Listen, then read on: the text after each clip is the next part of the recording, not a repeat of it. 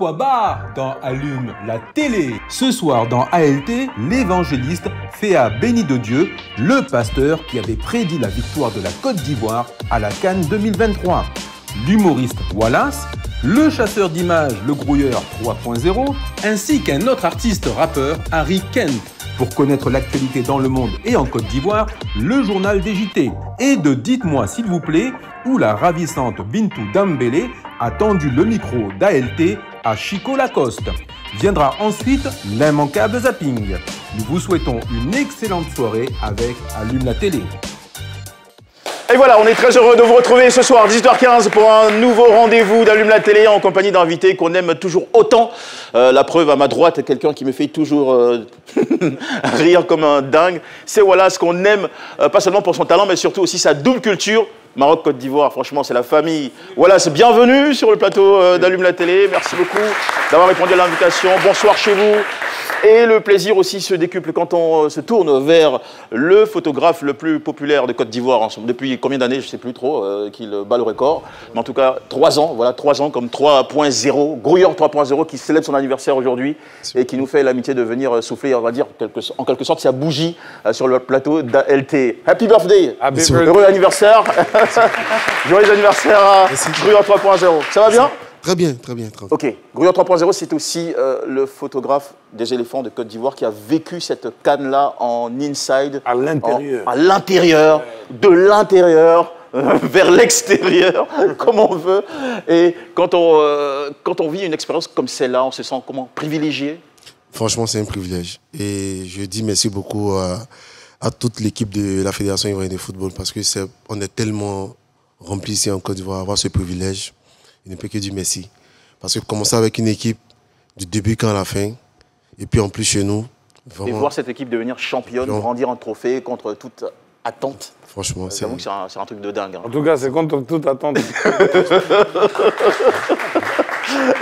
le mot. Bintou Bibi, on l'appelle ainsi affectueusement, elle fait partie de l'équipe et chaque semaine, elle nous ramène une chronique dont elle a seule le secret. Il n'y a pas que les couleurs qu'elle maîtrise, comme le rouge, voilà, le rouge qui fait penser au drapeau marocain. Et qui attire les taureaux. Qui attire les taureaux. Bibi, bonsoir. Bonsoir, J. Ça va, super? Ça va, et toi? Ok, ouais, nickel aussi. On a mis du soin, comme toi. Voilà. Sympa. Super. Alors, mission pour ce soir, ça va être de nous proposer quoi?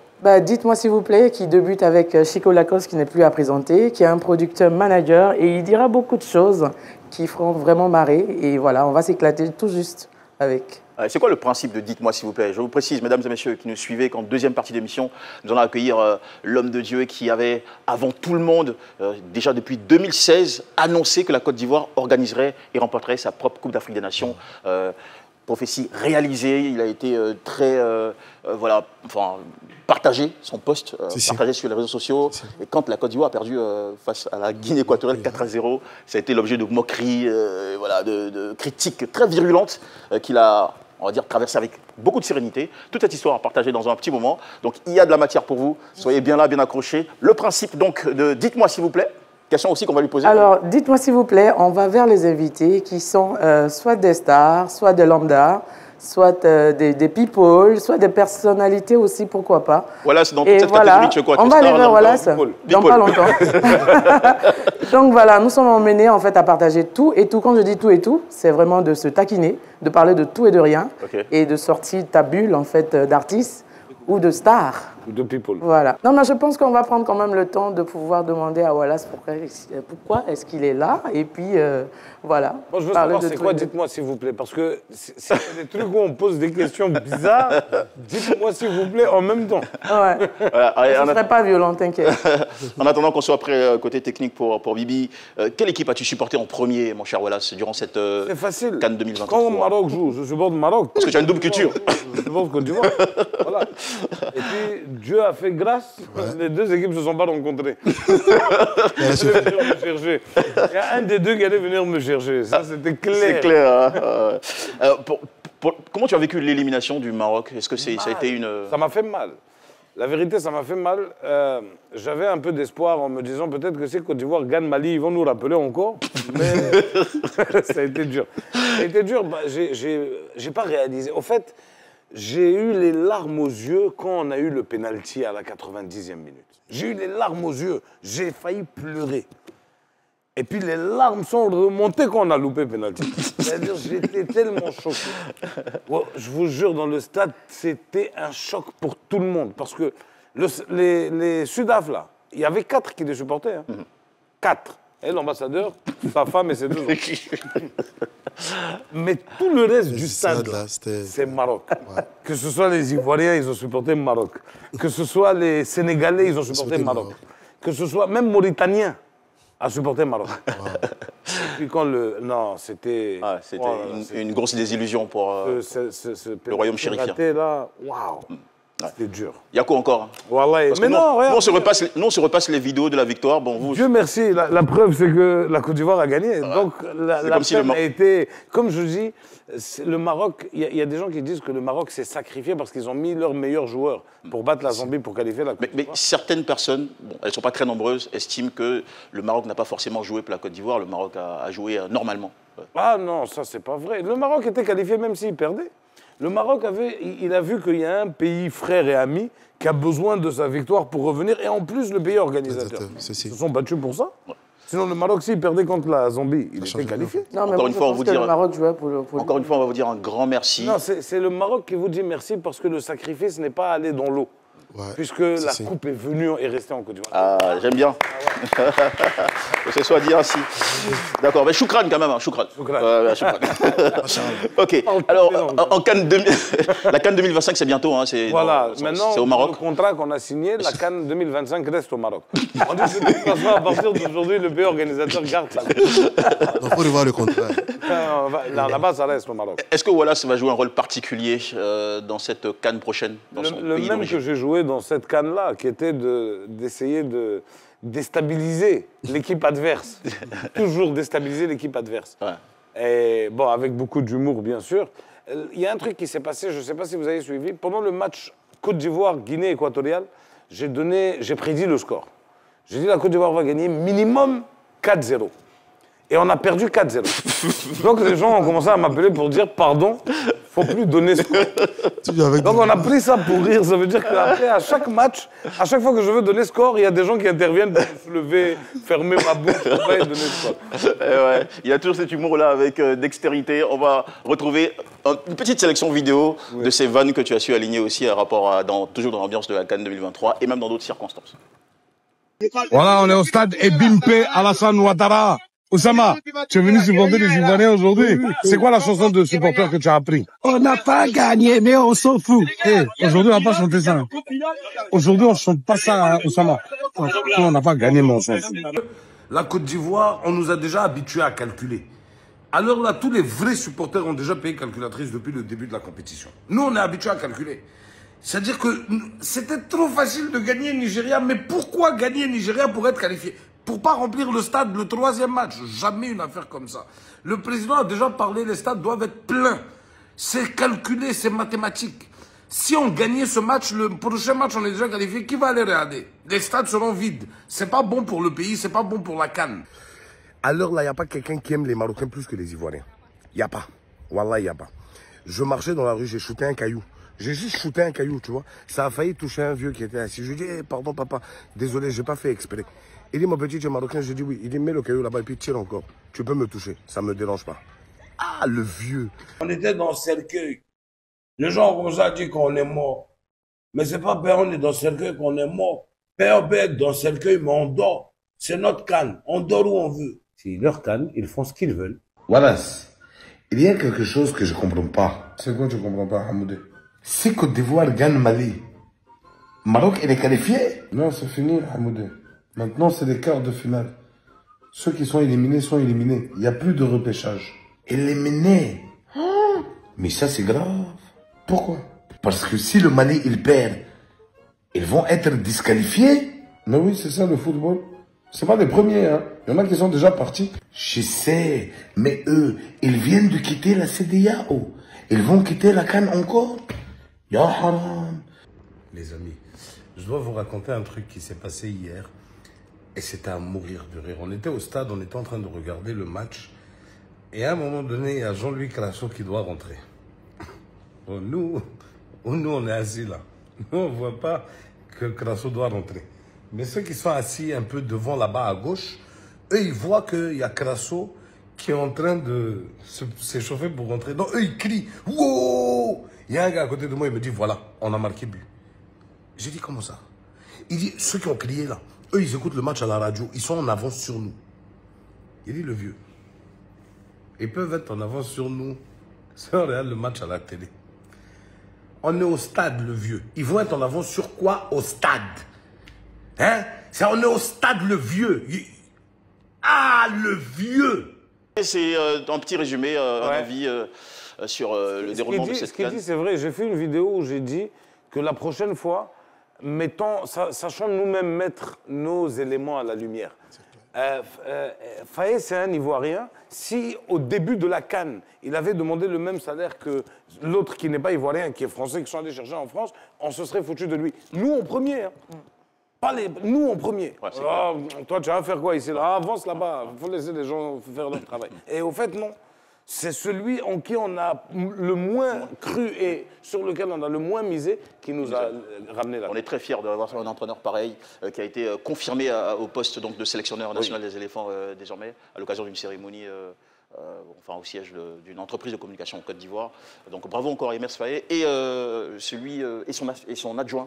Voilà, ça a été un travail Guy Demel. Voilà. Grouilleur 3.0, toi tu as vécu, on le disait il y a un petit moment, très proche des éléphants de Côte d'Ivoire, donc des Mers, de Guy Demel et de tous ces grands noms qui ont fait le prestige de l'équipe cette année en triomphant sur cette compétition, décrochant la 3e étoile. Quel était l'esprit, l'état d'ambiance à l'intérieur de cette sélection? L'état d'esprit était très positif. Ça, il faut qu'on essaie de noter ça. Vous allez voir, à chaque fois qu'il y a une victoire, vous voyez les images, la joie qu'il y avait dans les vestiaires. Et on souffrait ensemble, comme le président le disait. Il dit on souffre ensemble, on met ensemble, on en joue ensemble parce que la Côte d'Ivoire est derrière nous. Et l'esprit que Guy Demel et Metz ont apporté à l'équipe, franchement, c'est à saluer. Avec tous les aînés du football qui étaient dans le staff, les joueurs réceptifs, c'est bon. Dans l'ensemble, c'est bon. Franchement, je suis sûr qu'il y a une curiosité que les Ivoiriens pourraient avoir. Quand on a le photographe de l'équipe nationale avec nous, on a envie de se poser des questions sur le caractère des joueurs. Alors, au sein de cette équipe, puisque tu la connais, quel était le joueur le plus taquin? Le joueur le plus taquin de l'équipe nationale? Je précise un détail. Je ne suis pas le photographe, il y a le photographe officiel. D'accord. Moi, je suis avec le doyen, j'apprends auprès de lui. D'accord. Donc, on se soutient pour faire le travail pour la fédération. Okay. Mais le joueur le plus taquin, c'est que les Ivoiriens sont habitués à lui. Hein. Nicolas Pépé est l'influenceur, le meilleur danseur, c'est... Ah, donc c'est Nicolas Pépé qui est le joueur le plus taquin de l'équipe des éléphants. Il y a beaucoup de choses. Diakité, c'est notre danseur, c'est notre imam, c'est lui qui fait nos prières aussi. Ah d'accord, Diakité, c'est l'imam de l'équipe. Ok. Et le meilleur danseur, c'est... C'est lui-même. C'est Diakité. D'accord. Qui est celui qui a progressé en matière de danse? Parce qu'ils ne sont pas tous très fins danseurs. Mais durant cette CAN, on a vu beaucoup de vidéos de... C'est qui? À l'heure. Non, c'est Seko qui nous a surpris. On ne savait pas que c'est... Seko Fofana qui a beaucoup progressé. On a fait le coup des marteaux. D'accord. C'est qui le plus ambianceur au sein des éléphants de Côte d'Ivoire? Le plus ambianceur, franchement, il faut voir Serge Aurier, toujours avec Diakité. En tout cas, eux tous sont des ambianceurs. Ouais. Et avoir un grand frère comme le capitaine Gradel, c'est une grâce. Il arrive à gérer l'équipe, tout est bon. D'accord. Donc, c'est à croire que Diakité était l'imam de l'équipe nationale et Gradel le pasteur de l'équipe? Non, pas le pasteur. En fait, on a la série qui fait des prières et puis on a Diakité aussi qui fait des prières. Ok, Michael Badra aussi. En tout cas, cette CAN-là, on était beaucoup spirituel. Beaucoup spirituel. D'accord. Parce qu'il y a beaucoup de leçons à retenir derrière. C'est-à-dire, avec cette défaite-là, on s'est remis dans notre bulle. Quand tu parles de défaite, tu parles du 4-0. 4-0. Moi, c'est ce que j'aurais voulu plutôt savoir. C'est comment vous avez vécu le 4-0. Non, c'est ce qu'ils ont dit. C'est ce qu'ils ont dit face au président. Ils ont exprimé. C'était difficile. Franchement, c'était très difficile. Parce qu'après, on est en Côte d'Ivoire et on voit comment les gens font les sorties sur les réseaux sociaux. C'était très difficile pour les joueurs. La famille était attaquée. On connaît, on est en Afrique.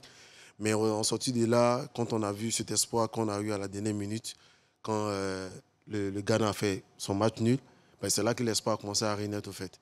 Et chaque jour, il faut toujours espérer. En fait, c'est la Tanzanie même qui a fait tout ça. Hein. La Tanzanie, elle a qualifié tout le monde et puis elle-même, elle n'est pas là. C'est un truc de fou ce qui s'est passé. Les gens n'en parlent pas.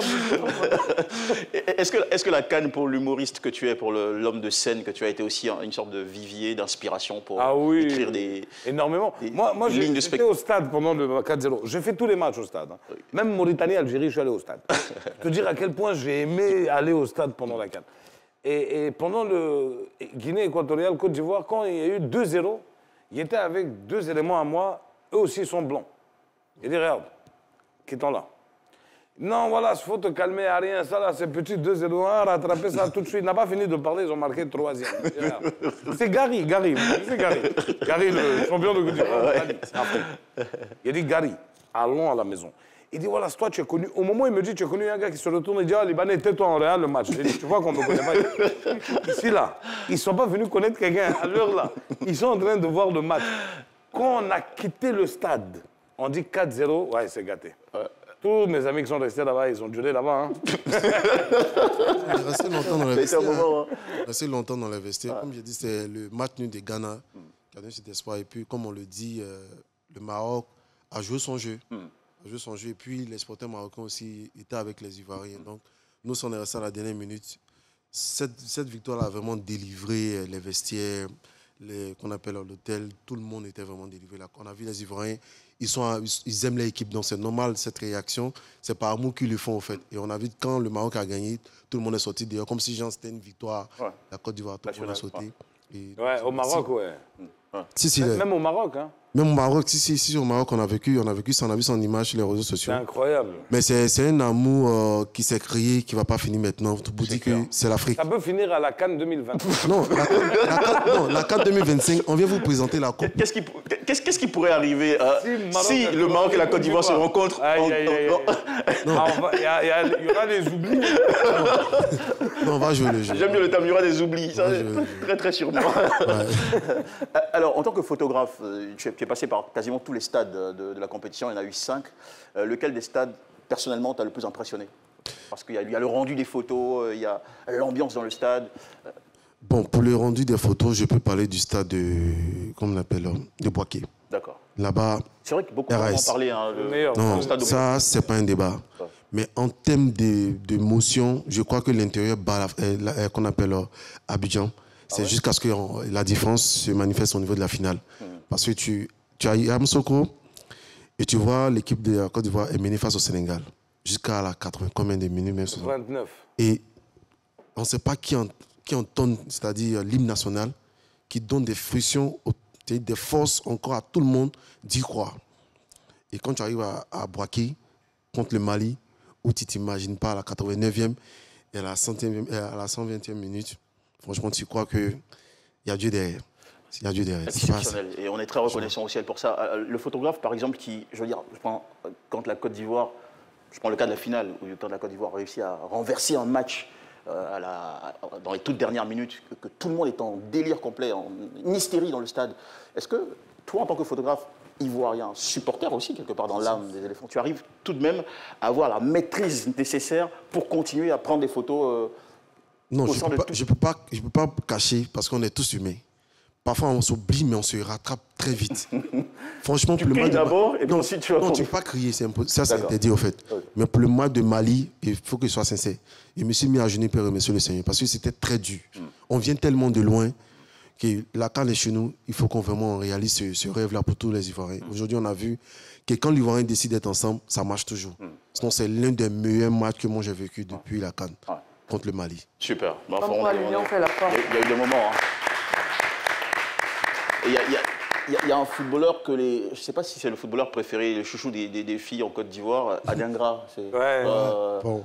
Qu'est-ce que tu sais de lui? C'est quelqu'un, il est timide, il aime son travail. Quand il y a la joie, il est avec ses grands frères, mais il est beaucoup sérieux, il aime son travail, c'est tout. D'accord. Okay. Voilà. Mais actuellement, c'est le chouchou des nanas. C'est bien ça. En tout cas, on est très fiers de cette belle équipe qu'on a pu voir prester durant cette Coupe d'Afrique des Nations. C'était qui ton joueur favori, Bibi? Oh non, moi je regardais, je suivais juste la Côte d'Ivoire. Pas de joueur favori, il fallait que les gars y jouent. T'aimes pas ce genre de questions, ça t'expose un peu. Non, ça marche pas. D'accord, on a ton sujet prêt, c'est parti, voici tout de suite. Dites-moi s'il vous plaît.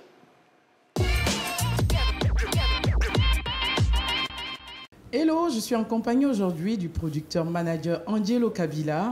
Hey. Pardon, présentez-vous s'il vous plaît. Ben, moi, je suis Chico Lacoste, entrepreneur culturel. Ça, c'est très bien. Ça fait plaisir de vous voir.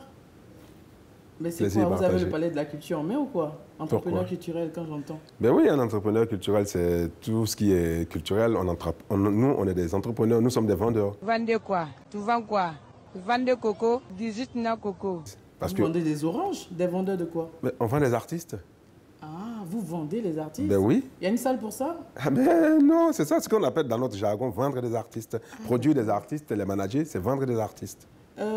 On a cru savoir et entendre que vous avez l'habitude d'avoir pour artistes des féminines en fait. Pas des hommes. Pourquoi? C'est parce que vous les aimez, les femmes?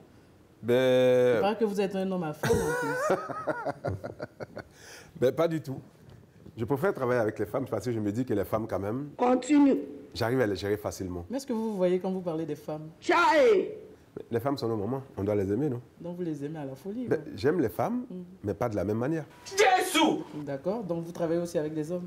Je travaille avec les hommes, mais pas comme avec les femmes. Mais dites-moi, vous avez déjà été au terrain et Bimpe, comment c'était avec vos artistes?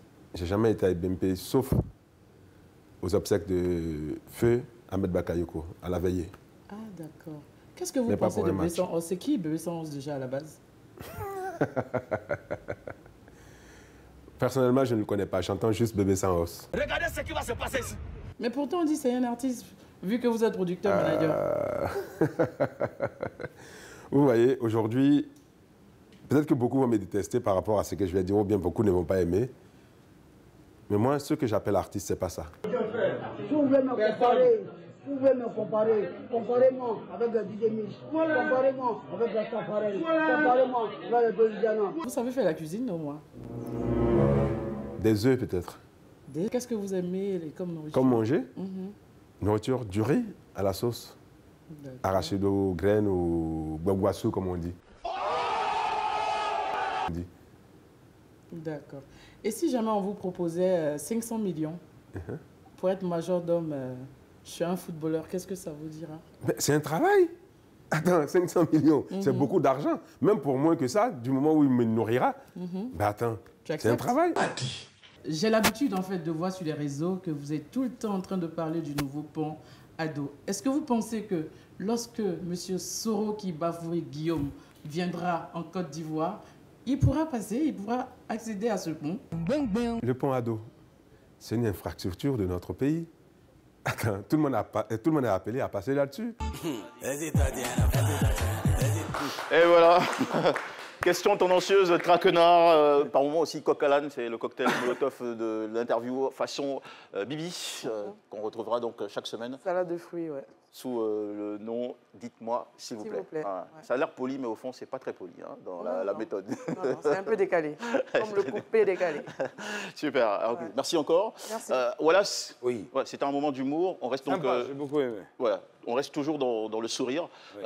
Toi, c'est vraiment des grosses scènes. C'est Gala Africa, c'est Dans la tête de Wallace, on se souviendra encore. Un très très beau spectacle au contact du public qui t'aime et qui t'applaudit. C'était Palais Badi à Marrakech. C'était aussi l'Afrique du Rire, c'est Awards du Rire. C'est le musical comédie. Pour cette année 2024, après la 3e étoile, enfin pour les Ivoiriens, pas pour les Marocains, ça va être... Non, je suis Ivoirien aussi. Je suis attiré de même... C'est vrai, c'est pas facile à croire, mais je suis Ivoirien. C'est nous, on tue escargot avec fusil.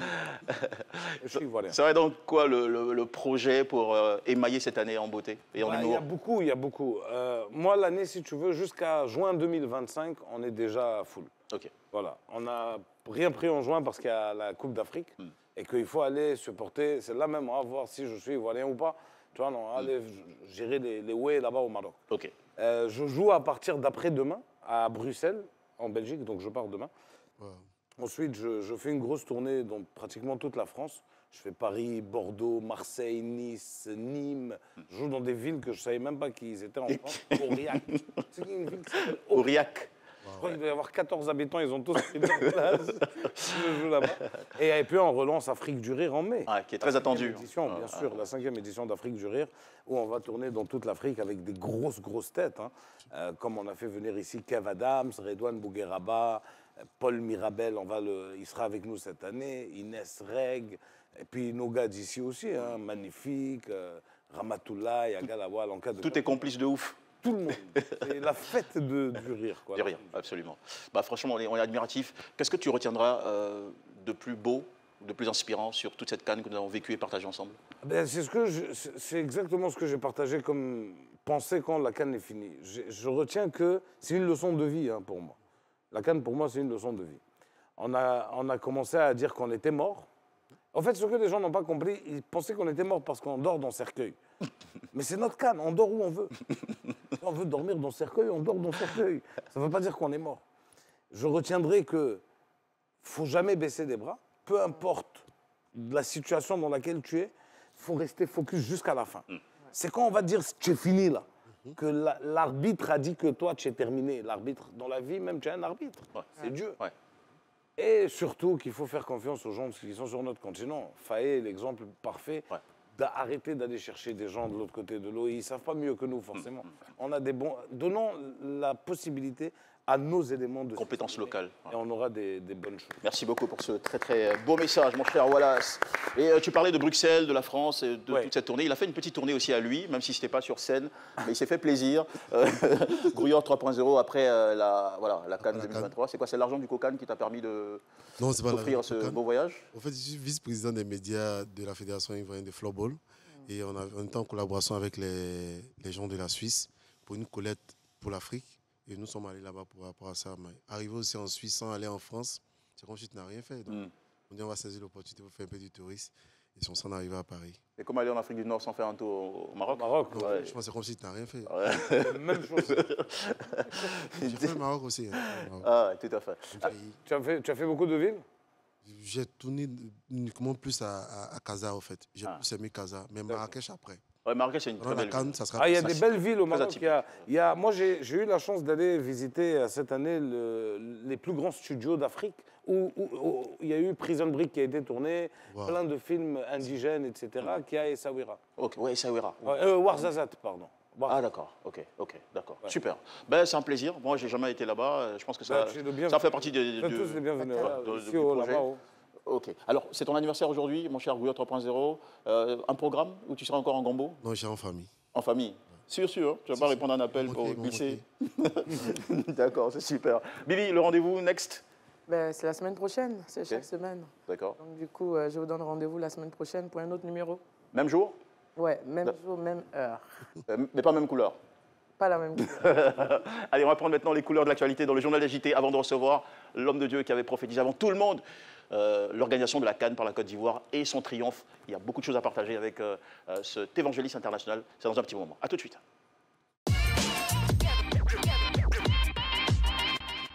Bonsoir à tous. Nouveau journal des JT. Levée de sanctions au Niger. La CEDEAO a fait d'une pierre deux coups. La Guinée et le Mali sont également concernés. Un leader du M26, mouvement de soutien des militaires au pouvoir, s'est exprimé sur France 24. Avant la levée des sanctions, le Niger a déjà gagné le rapport de force. Le peuple nigérien a vaincu la CEDEAO. Le Niger avait été injustement pris à partie par la CEDEAO sur instruction des puissances colonialistes. La CEDEAO, là, nous n'en faisons plus partie et nous n'en ferons plus partie. Sur Medi 1 TV, justement, même son de cloche, les populations réagissent à cette levée de sanctions. Voici l'avis de ces habitants de Niamey. On pensait qu'ils allaient les lever à quelques jours ou bien à quelques heures même après une réflexion, mais ils ne l'ont pas fait. Donc après 7 mois, lève leur section, je ne dirais pas que ce n'est pas une bonne chose, mais quand même ça a été dur, ça a été long et ça a été méchant. C'est bien que la CEDEAO ait compris que malgré son statut d'organisation sous-régionale, qu'elle puisse admettre qu'elle a commis des erreurs et qu'elle corrige. Donc d'une certaine manière, les Nigériens ont contribué à ce que la CEDEAO puisse être peut-être plus utile aux pays qui sont restés dedans. Et pour finir ce tour des JT du monde, BBC News revient sur la situation en RDC où les déplacés sont exposés aux épidémies. 1 million de personnes ont déjà fui leur foyer dans l'est du pays en raison des combats entre les rebelles du M23 et les forces du gouvernement. Sema nimepumzika kadogo kwa sababu sisikie tena mlipuko wa masasi.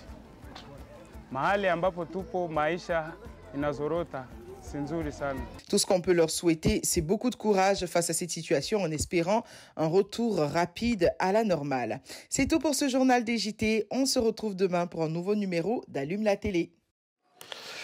Et voilà, on est donc de retour en plateau pour ALT, un véritable plaisir. Il avait prophétisé à travers un audio posté sur YouTube en 2016 que la Côte d'Ivoire allait organiser et remporter sa propre CAN. Et puis il a rappelé son message en 2023, décembre 2023, donc à quelques jours seulement de la Coupe d'Afrique des Nations à travers un post. Ce soir, il est l'invité d'Allume la télé. Je tiens à préciser qu'il est comptable de formation académique et pasteur de profession. Il est le fondateur et pasteur principal des églises Maison Charismatique de la Seconde Gloire, établies en Côte d'Ivoire, aux États-Unis, au Sénégal, au Cameroun, en France, en Belgique, en Angleterre et au Canada. L'évangéliste international, Féa, béni de Dieu, nous rejoint sur le plateau d'Allume la télé. Un plaisir. Merci beaucoup d'être là. Merci beaucoup d'avoir répondu à notre invitation. Avec beaucoup de plaisir. Merci beaucoup. Ouais, voilà. Vous allez vous installer juste sur ma droite. Le choix a été fait ainsi. Merci. À la droite du Père, pour reprendre une expression des Saintes Écritures. Bonsoir, évangéliste Féa, béni de Dieu. Bonsoir, Oné. Comment allez-vous? Par la grâce de Dieu, nous sommes là. Nous bénissons le Seigneur pour sa force et sa joie qu'il nous donne. Merci beaucoup encore pour votre temps et surtout pour accepter l'invitation. On est dans une émission en toute intimité, on va dire presque intimiste, pas de public. On est entre nous, on se parle, on parle des questions très sérieuses parce que les Ivoiriens ont énormément partagé le post que vous aviez fait. Je le disais, c'était en décembre 2023, un post dans lequel vous avez dit la Côte d'Ivoire va remporter la Coupe d'Afrique des Nations 2023. C'est un post qui a été fait par votre service de communication, donc sur votre page officielle, et qui a fait beaucoup réagir. Alors, au point de se demander, est-ce que Dieu s'intéresse à ce point au football? D'abord, merci à la RTI, merci à l'émission Allume la télé et à tous les réalisateurs de cette émission qui nous ont invités. Je voulais dire merci aussi au Seigneur Tout-Puissant qui a permis que cette prophétie viennent de lui. Maintenant, la question de savoir est-ce que Dieu s'intéresse au football? Partout où il y a les hommes, Dieu est là-bas. Dans le football, il y a des hommes. Dans le football, il y a des familles. Dans le football, il y a des employeurs qui nourrissent des familles. Dans le football, il y a des entreprises qui s'occupent du bien-être des familles. Dans le football, on trouve le bonheur de toute une nation. Donc, Dieu ne peut pas être en dehors de là où se trouvent des millions d'hommes qui cherchent le bonheur et la joie. Dieu est plus peut-être dans le football que dans certains endroits. D'accord. Alors, dans quelles conditions avez-vous reçu cette prophétie? Je crois que c'est après 90 jours de jeûne en 2013, nous avons reçu la prophétie d'Ivoirien Nouveau. Et dans la prophétie d'Ivoirien Nouveau se trouvait une des prophéties qui concerne que la Côte d'Ivoire allait organiser sa propre CAN et la remporter. Et je pense que c'est plusieurs prophéties. Un ensemble de prophéties que vous avez partagées. Oui, c'est plusieurs prophéties sur la nation. Et le Seigneur nous avait demandé de mettre ça sur un support audio. Et en 2014, nous sommes allés en studio. Et c'est le 15 octobre 2015 que mon service de communication a posté pour la première fois cette prophétie qui est Ivoirien Nouveau.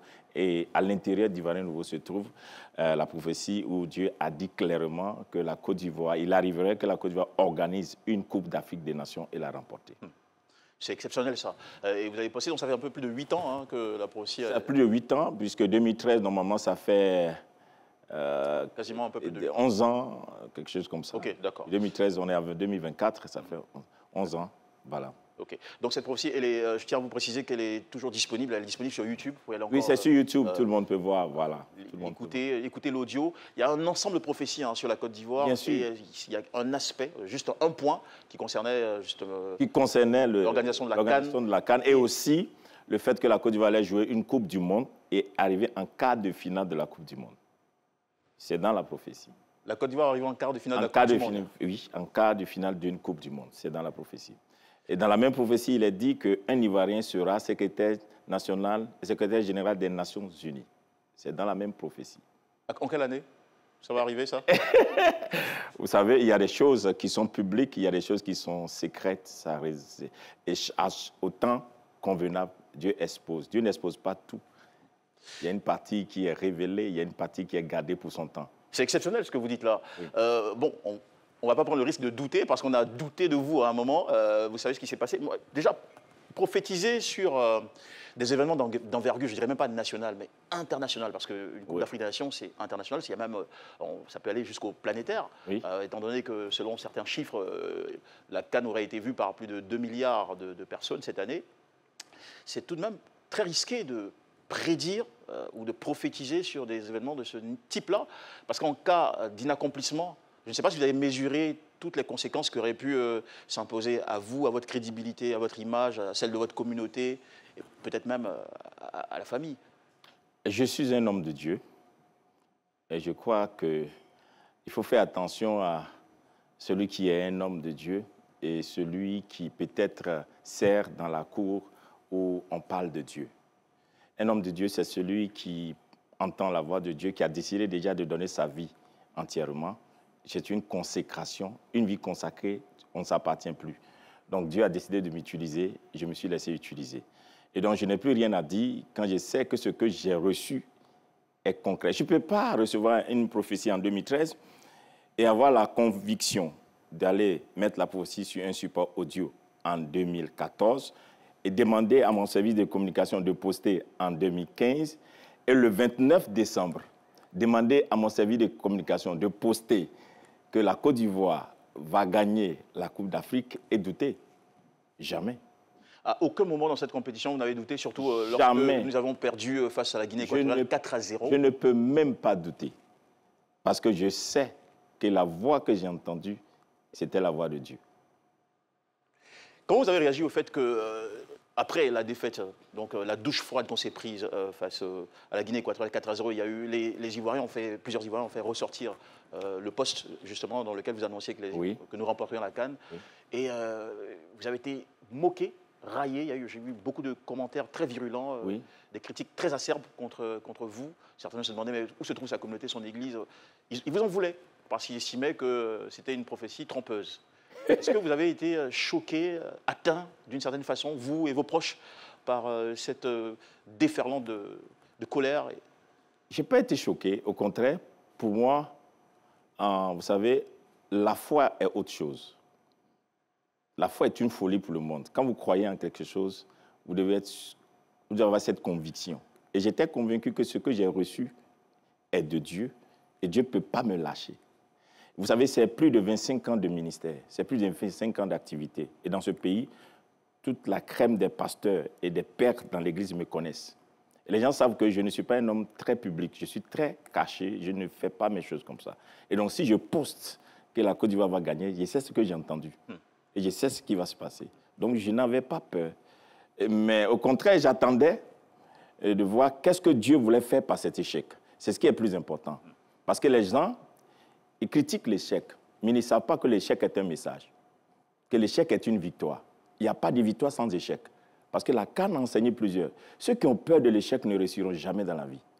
Donc Dieu voulait provoquer l'échec pour que les gens partagent l'affiche. Et l'affiche qu'ils ont insultée, c'est la même affiche qui a donné le courage, la force à plusieurs de croire que l'homme de Dieu a dit, on pense que ça doit s'accomplir. Et donc, pour moi, la qualification de la Côte d'Ivoire, c'est quand j'ai posé les questions au Seigneur, il m'a dit, regarde ce match, le match du Ghana avec, je crois, la Mozambique, ils ont fait 2-2. Le Seigneur me dit, tu vois, la qualification, c'est là que j'ai positionné la Côte d'Ivoire. Je viens de montrer que j'ai choisi la Côte d'Ivoire parmi les pays que j'aime. Et la Côte d'Ivoire va gagner la Coupe. Quand vous dites ça, est-ce qu'il y a des pays que Dieu n'aime pas? Non, il y a les pays que Dieu aime, il y a l'élection qui existe. Dieu aime tout le monde. Mais Dieu choisit des gens pour des temps. Et Dieu a choisi la Côte d'Ivoire pour ce temps. C'est ce que j'ai dit aux gens. Donc c'est aimer dans le sens de choisir pour une mission spécifique? Oui, mais quand Dieu...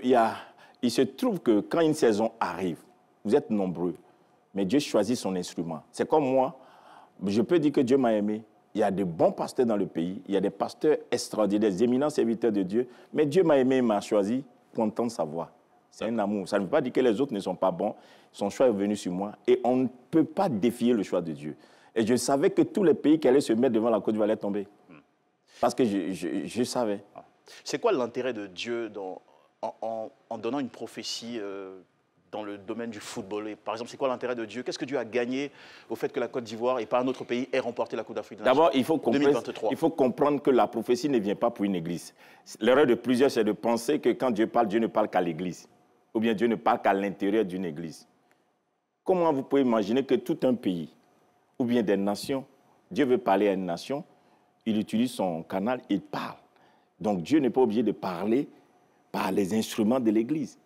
Il peut prendre un instrument dans l'Église pour parler à la nation. Il y a le prophète de l'Église et il y a le prophète des nations. Et si tu n'as pas le mandat, le manteau, tu ne peux pas le faire et puis ça ne va pas t'accompagner. Donc, il se trouve que je suis dans mon mandat. Ceux qui me connaissent très bien, ils savent que moi, j'ai toujours prié pour la nation. J'ai toujours fait des choses depuis des années. J'ai toujours fait ça. Donc, c'est ceux qui ne me connaissent pas qui étaient inquiets. Mais ceux qui me connaissaient savaient que si le monsieur-là a dit ça, c'est que ça va arriver. Étiez-vous obligé de poster cette prophétie, la rendre publique? Vous auriez pu la garder et voir peut-être... Si je l'avais gardée aujourd'hui, ça ne l'a pas produit cet effet. L'effet que ça produit, c'est qu'il y a des jeunes aujourd'hui qui croient que ce que Dieu dit arrive. Il y a toute une jeunesse, il y a toute la nation qui croit aujourd'hui que Dieu parle encore, Dieu travaille. Donc Dieu voulait faire son travail. Moi qui n'étais pas trop public, Dieu m'a parlé. Le 28 décembre, j'ai dit à mes enfants, postez-moi ça demain. Ils l'ont posté. Et à partir du 28 décembre, les gens ont commencé à poster. C'est Dieu aussi qui a amené le cœur des gens à poster, à réagir négativement. Comme je le disais, tout échec est de Dieu. Hein? L'échec n'est pas forcément du malin. Parce que Dieu peut utiliser un échec pour provoquer une victoire. Et donc l'échec de la Côte d'Ivoire a uni la Côte d'Ivoire, a réveillé la Côte d'Ivoire, a ramené l'affaire de la Côte d'Ivoire. L'Ivoirien s'est rendu compte qu'il n'était pas patriote pendant le début de la CAN. Mais quand l'échec est venu, il y a eu un sursaut. Tout le monde s'est réveillé. Les pasteurs, les chrétiens et les non-chrétiens, chacun a commencé à se mettre dans... Et je crois qu'on doit comprendre qu'il y a des voies encore que Dieu peut utiliser dans les générations. Et cette voie peut venir d'un chrétien, mais ça peut être une bénédiction pour toute une nation et des nations. Ce n'est pas seulement la chose des chrétiens, c'est la chose de toute une nation, de toute une génération.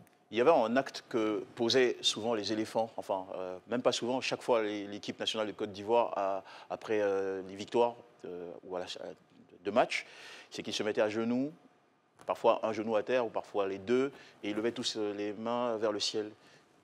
Que vous inspire cette attitude? Vous savez, quand l'équipe nationale jouait, moi je ne regardais pas, je priais. Vous n'avez regardé aucun des matchs des éléphants? C'est rare. J'ai passé des heures de 18 heures de prière, 12 heures de prière. J'ai passé 24 heures alignées de prière, sans arrêt. Uniquement pour une question de football? Le football. J'ai été le seul pasteur. J'ai prêché dans mon église, je crois que c'est le 20, je ne sais pas quelle date, avant le match contre le Mali. On était qualifiés, on a joué en quart de finale avec quelle équipe? Contre le Mali, oui, parce que le 8e c'est contre le Sénégal, ensuite le Mali... Non, 8e de finale. Oui, le 8e de finale contre le Sénégal. Le Sénégal, oui. J'ai prêché, et j'étais le seul pasteur qui prêchait la CAN dans mon église, le patriotisme. Et j'ai dit que la Côte d'Ivoire allait gagner cette coupe. Même si tous les pasteurs disent que c'est impossible, moi je dis que c'est possible. Dieu n'a pas besoin des milliers de personnes, il a besoin d'une seule personne qui croit, et j'y croyais. Donc ce que je voulais vous dire, c'est qu'il est important pour nous, dans ces derniers temps, de craindre Dieu. Les gens doivent savoir que, malgré tout ce que nous faisons, Dieu est à la tête. Et si Dieu veut faire quelque chose, aucun homme ne peut s'opposer à sa volonté. Donc il était arrivé que Dieu a choisi la Côte d'Ivoire pour quelque chose dans ces derniers temps. Et Dieu voulait utiliser la Coupe d'Afrique des Nations pour parler aux nations sur la Côte d'Ivoire. D'accord. Vous allez nous dire dans un petit moment, c'est quoi, pour quelles raisons Dieu porte son choix sur la Côte d'Ivoire. Mais avant ça, lorsque vous multipliez des heures de prière pour une prophétie dont vous êtes déjà sûr qu'elle s'accomplirait, est-ce que c'est par peur que le contraire arrive, que vous priez pour empêcher un éventuel non-accomplissement de la prophétie? Parce que le travail... Mais vous avez besoin d'aider Dieu dans sa tâche? Enfin, je ne sais pas si vous comprenez ma question. Non. Le travail de l'homme de Dieu, c'est d'être à l'écoute de Dieu. Je l'ai écouté, je l'ai entendu en 2013. J'ai obéi quand il m'a dit de mettre sur le support. J'ai obéi quand il m'a dit de mettre sur YouTube. J'ai obéi quand il m'a dit de poster l'affiche. Je devais rester toujours à son écoute pour savoir qu'est-ce qu'il faut faire pendant et après. C'est comme après la CAN, les gens m'ont sollicité, mais je ne suis pas allé quelque part. Parce que je ne veux pas une publicité. C'est pour que Dieu fasse sa publicité et non ma publicité. Dieu veut travailler, il a travaillé, il m'a utilisé comme un instrument, c'est fini. C'est pour sa gloire. Donc, il est important pour l'homme de Dieu, surtout celui qui a la dimension de prophète des nations, de comprendre qu'il ne suffit pas de prophétiser. Quelle est la position que tu prends pour que ton travail soit accompli? Bon, le travail, c'est que Dieu a parlé, Dieu va l'accomplir. Et il y a toute une génération derrière moi.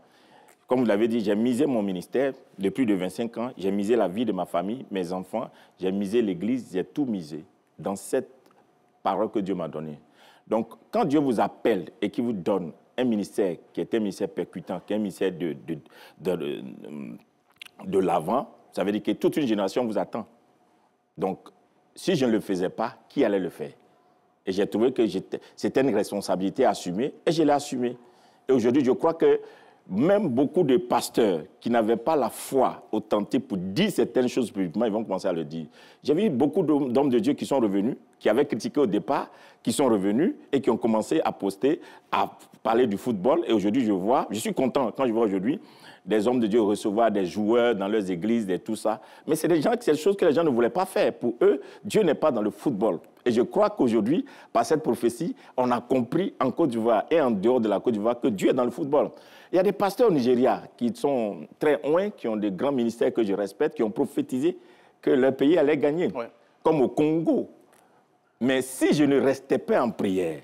Et quelle est votre analyse sur ces prophéties inaccomplies de ces pasteurs potents célèbres? On en a vu sur les réseaux sociaux. Oui. Certains ont prophétisé que la Côte d'Ivoire serait humiliée par le Mali ou humiliée par le Congo. Dieu m'a dit que la Côte d'Ivoire va perdre ce... C'est pourquoi nous devons prier. Dieu dit que quand vous l'invoquez, il suscite pour vous un prophète. Dans chaque saison, quand Dieu fait quelque chose, il suscite un canal pour montrer ce qu'il veut faire. Donc, le Nigeria a des grands hommes de Dieu. Le Congo a des grands hommes de Dieu.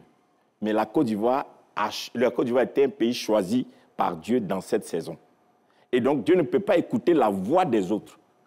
Parce que c'est la voix qu'il a suscitée dans la Côte d'Ivoire, c'est cette voix-là qu'il va écouter, parce que c'est le temps de la Côte d'Ivoire. Et personne d'autre, quelle que soit sa taille, son onction, sa capacité, parce que ça, c'est Dieu. Vous savez, non? C'est pas du chauvinisme, ça? Vous n'êtes pas trop patriote? Non, vous savez, d'abord, un vrai prophète doit être patriote. Oui, un vrai prophète doit être patriote. Un prophète qui n'aime pas son pays n'est pas un prophète. Un vrai homme de Dieu qui n'aime pas son pays, qui parle mal contre son pays, il n'est pas un homme de Dieu. Donc, que Dieu nous recommande ça d'abord. OK. La deuxième chose, c'est savoir, est-ce que tu as entendu la voix de Dieu? Donc, si tu as entendu la voix de Dieu, tu n'as pas peur de dire ce que Dieu t'a dit. Donc, il faut pouvoir discerner quand c'est Dieu qui parle ou quand c'est ta propre passion ou ses propres envies. Ta passion. Et quand vous voyez un vrai homme de Dieu, vous le voyez, sa passion n'est pas dans les choses humaines, mais il est spirituel, un homme spirituel. Moi, j'ai posté la victoire de la Côte d'Ivoire. Mais après, je ne suis plus revenu là-dessus. Parce que ce n'est pas ma bataille, c'est la bataille de Dieu. J'ai suivi seulement l'instruction de Dieu, l'instruction de Dieu. Il me dit, reste en prière, fais telle chose. Je l'ai fait. Est-ce que je suis venu sur les radios, bien dit, Dieu m'a dit de faire telle chose, Dieu m'a dit de prier telle heure, venez prier avec moi? Bon, à certains moments donnés, Dieu n'a pas forcément besoin que des milliers de personnes prient, mais il a besoin du canal, il a besoin de l'instrument. Moi, j'ai fait ma part, la Côte d'Ivoire a eu la coupe, je suis content. Je suis béni. Je ne suis pas allé dans un bureau, je ne suis pas allé dans l'administration quelque part pour dire à quelqu'un, c'est moi qui ai prophétisé, donc honorez-moi. En tout cas, merci pour l'honneur que vous nous faites de répondre à cette invitation. Petite question, alors qui était promise, hein, on devait vous apporter la réponse, chers téléspectateurs, mesdames et messieurs. Vous avez dit que Dieu a choisi la Côte d'Ivoire pour... il a élu la Côte d'Ivoire pour un but spécifique dans cette saison. C'est quoi le but de Dieu pour la Côte d'Ivoire? Voilà, voici, je vais expliquer que les gens comprennent le but de Dieu pour que la Coupe d'Afrique soit à la Côte d'Ivoire. Il y a la saison 2024-2035 qui s'ouvre.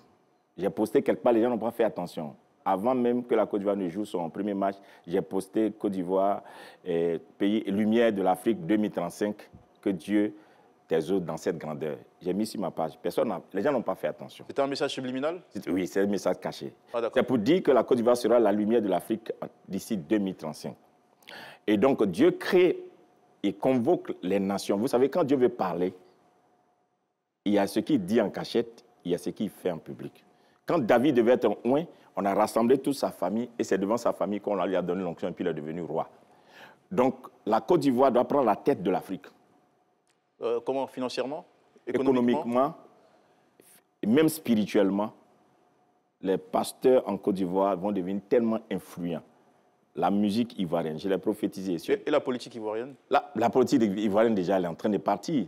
C'est ce que les gens ne savent pas, c'est que cette Coupe d'Afrique, laissez-moi finir ça, cette Coupe d'Afrique était tellement spirituelle parce que c'est le positionnement de la Côte d'Ivoire. Et si vous regardez dans la victoire, le Nigeria, les gens étaient spirituels, ils savaient que qui gagnait cette coupe gardait la position de leader sur l'Afrique sur au moins une dizaine ou vingtaine d'années.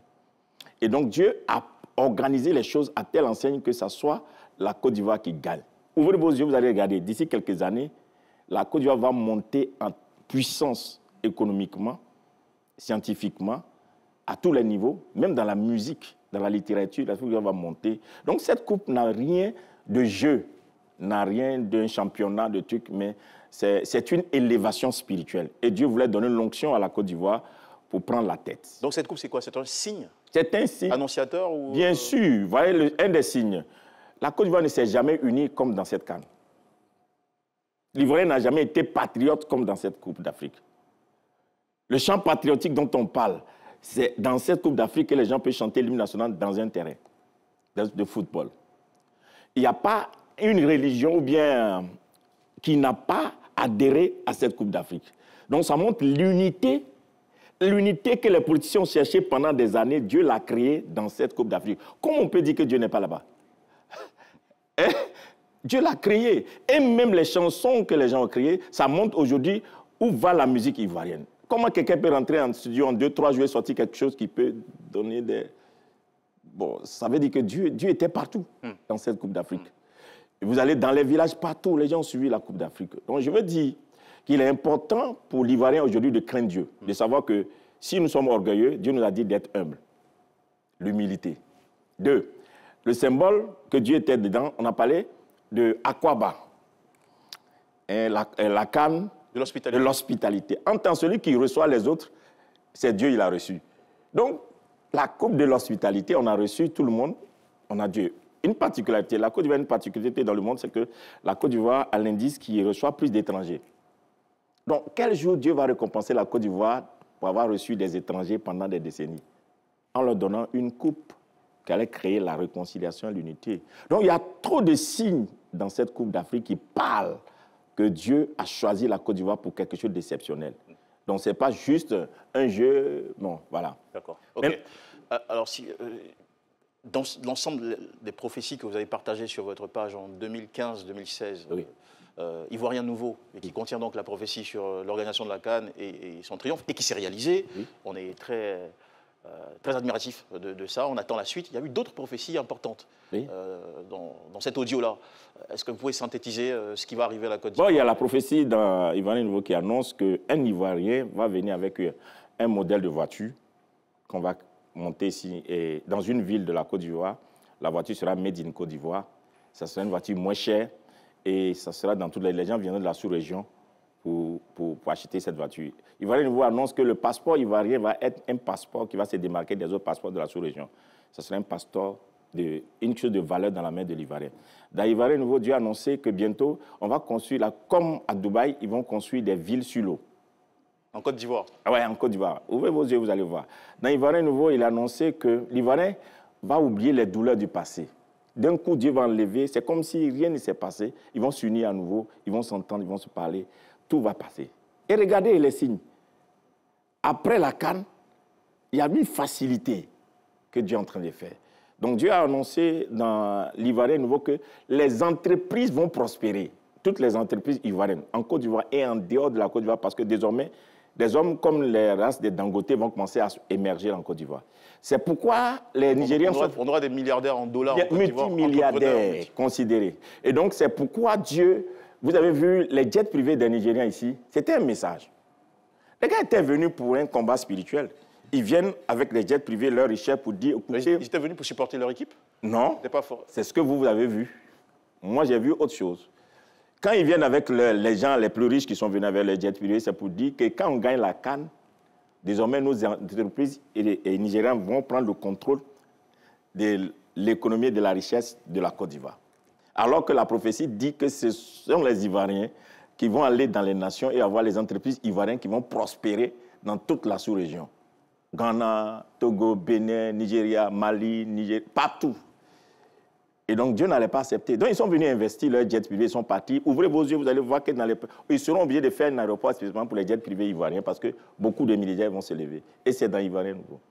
Beaucoup de milliardaires vont se lever. Beaucoup de milliardaires ivoiriens. L'entrepreneuriat en Côte d'Ivoire va devenir autre chose qu'on ne va pas comprendre. D'un coup, ils vont se lever et puis ils vont prospérer. Donc, Dieu a un intérêt. Voilà.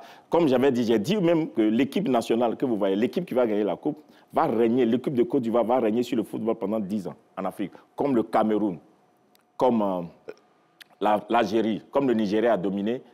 L'équipe du football de la Côte d'Ivoire va faire peur aux autres équipes pendant 10 ans. Alors, ça, c'est pour le côté charisme, influence. Mais en termes de résultats, est-ce que, bon, la CAN 2025 qui arrive, c'est dans quelques mois, dans moins d'un an. Est-ce que la Côte d'Ivoire va remporter la CAN? Laissez chaque chose arriver en son temps, Dieu parlera en son temps. Est-ce que c'est la prochaine Coupe du Monde que la Côte d'Ivoire va se... Laissez chaque chose arriver en son temps et Dieu parlera en son temps. D'accord. Évangéliste béni de Dieu. Oui. Est-ce que au sortir de cette CAN pour laquelle vous avez prophétisé des années à l'avance et obtenu l'accomplissement grâce à Dieu, il y a eu un impact sur votre communauté, sur le nombre de personnes qui fréquentent votre communauté? Est-ce que ça vous a été récompensé aussi pour ça personnellement? Un homme de Dieu, un véritable homme de Dieu, il n'est pas un marchand de prophétie. Si les gens venaient à cause de la prophétie, je n'allais même pas croire que Dieu m'appelait. Parce que Dieu n'a pas besoin d'une prophétie pour remplir mes églises. Vous comprenez un peu, non? Okay. Non. Si les gens venaient en milliers dans ma communauté, c'est que j'ai un problème. D'accord. Mais là, voilà. Ce qui veut dire que ce que Dieu m'a réservé, Dieu va me l'amener. Mais Dieu ne parle même pas d'église. Dieu parle des nations. D'accord. Est-ce que vous savez qu'aujourd'hui, la Coupe d'Afrique en Côte d'Ivoire est en train d'enseigner des nations autour? Il y a des gens qui ont appris avec la Coupe de l'Afrique en Côte d'Ivoire que la victoire de la Côte d'Ivoire, on doit faire attention. Non seulement Dieu peut parler, mais Dieu peut faire gagner. Dieu peut imposer sa volonté. Les stratégies humaines peuvent des fois échouer là où Dieu est. D'accord. Question simple pour terminer. Est-ce que vous avez été contacté par message, par appel ou par invitation, éventuellement peut-être par des autorités ivoiriennes ou par des joueurs de l'équipe nationale? Personne ne m'a contacté. Je n'ai pas reçu un coup de fil de qui que ce soit. Bon, voilà, comme d'habitude, j'ai fini mon travail. Je suis dans mon coin, comme d'habitude. D'accord. On rappelle donc que la prophétie audio est disponible sur YouTube sous le titre Ivoirien Nouveau pour évangéliste béni de Dieu. Oui. Bon, vous pouvez aller encore l'écouter, mesdames et messieurs. Votre message de fin, peut-être à la Mon message de fin, c'est de dire à tout bon Ivoirien, quelqu'un pouvait dire, mais la CAN est finie. Le président a pris le trophée. Les éléphants, ils ont eu leur argent. L'entraîneur, chacun a eu sa part, mais et la population. Le message de cette CAN, c'est pour dire à la population, le message 1 de l'Ivoirien nouveau. On a changé. La Coupe d'Afrique a accouché l'Ivoirien nouveau, l'identité, l'unité, la paix, l'amour entre les uns et les autres, la solidarité, être fort. Tant que l'Ivoirien gardera cet esprit, toutes les batailles qui viendront devant d'eux, ils vont les gagner. Que personne ne perde cet esprit qu'on a eu dans la CAN. La CAN, on peut t'enterrer comme on le dit dans notre jargon. Il y a un Dieu qui peut te ressusciter. Et je crois que la Côte d'Ivoire est debout. Plus jamais une nation, plus jamais une opposition ne va faire tomber la Côte d'Ivoire. Merci beaucoup, évangéliste béni de Dieu, pasteur principal de l'église Maison Charismatique de la Seconde Gloire. En tout cas, bravo pour votre courage et votre sérénité. Même quand vous étiez critiqué, vous êtes resté serein. Pas de communication, pas de réaction, pas de réponse. Et aujourd'hui, on en a appris assez sur cette prophétie sur la Côte d'Ivoire. Je ne sais pas si le temps nous permettra de recevoir notre Harry Kent. Harry Kent qui a eu une chanson pour célébrer les éléphants. Sinon, je te présenterai mes excuses, mon cher Harry. Harry, je pense que le temps est court. Mais on va tout de même l'applaudir, Harry Kent. Merci beaucoup. Est-ce qu'on a 2 minutes pour Harry? Oui? Bon. Voilà, Harry, voici ce que je fais. Je t'invite pour... on te fait une autre programmation. Voilà. C'est vrai que la conversation elle était tellement intense, on t'a un tout petit peu oublié. Ouais. Voilà. Mais on te retrouvera bientôt parce que tu sors effectivement un nouveau titre. Ouais, le 1er mars. Ouais, le 1er mars, C'est le MHD ivoirien. Oui. Afro Ivoire Partie 3, ça sort le 1er mars. J'espère que vous serez là, vous serez connectés. D'accord, on te reçoit à la faveur de la sortie de Afro Ivoire Partie 3. Ah, ok, promis. Merci encore une fois. Et très bonne soirée à vous, à la maison, mesdames et messieurs. Merci beaucoup. Merci.